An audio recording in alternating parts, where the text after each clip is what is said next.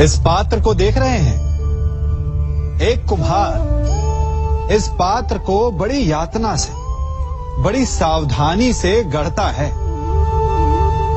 वो इसे अग्नि में तपाता है और इस योग्य बनाता है कि भीषण ताप में ये प्यासों की प्यास बुझा सके।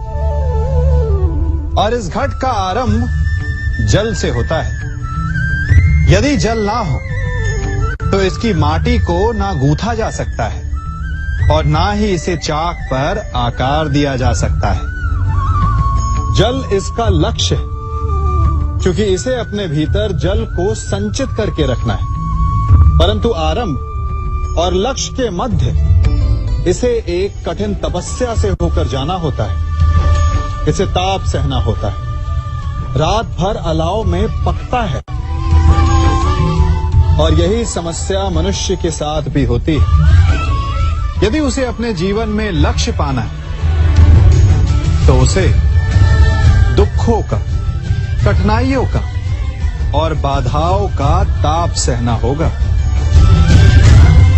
क्योंकि बिना जला हुआ घट, बिना तपा हुआ घड़ा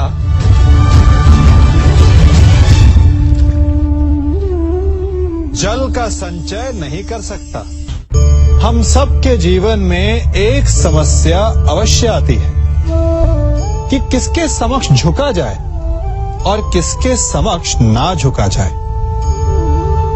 अधिकतर लोग ये कहते हैं कि एक स्वाभिमानी किसी के समक्ष नहीं झुकता, तो कुछ लोग ये कहते हैं कि जिसका आकार बड़ा होता है वो झुका हुआ है।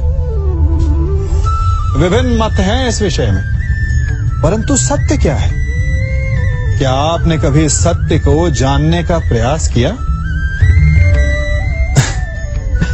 विचित्र पहेली है ना?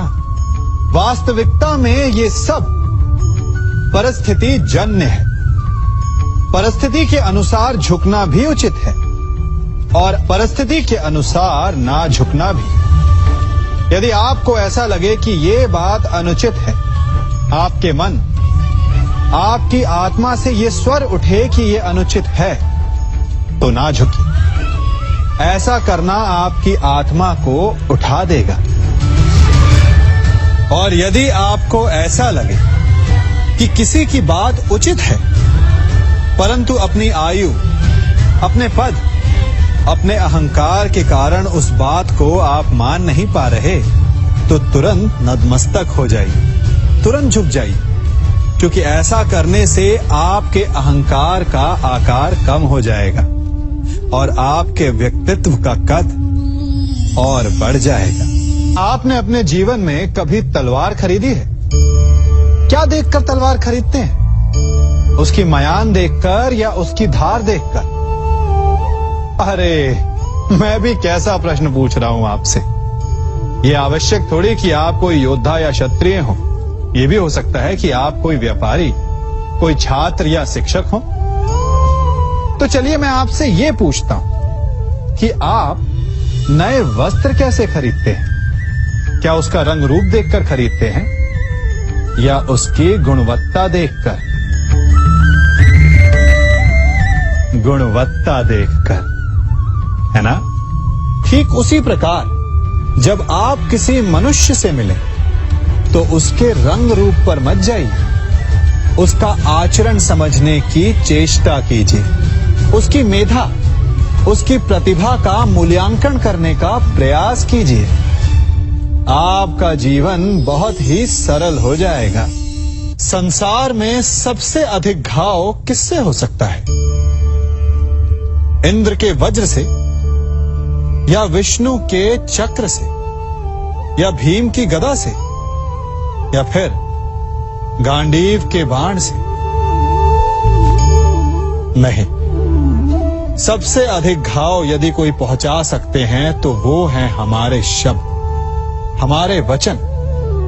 यदि शब्द बाण है, अस्त्र है, तो हमारी जीवा उनका संधान करने का यंत्र है।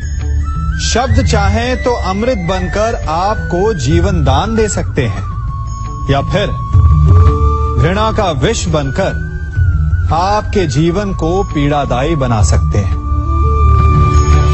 ये शब्द ही हैं जिनके घाव का किसी भी वैद्य के पास कोई उपचार नहीं। इसलिए जो वस्तु जितनी घातक होती है वही वस्तु उतनी ही अमूल्य भी होती है, और वचन सबसे अमूल्य होते हैं। इसलिए मीठी बोली बोलने का प्रयास कीजिए। अपने हृदय की तुला से तौल कर वचन बोलने का प्रयास कीजिए।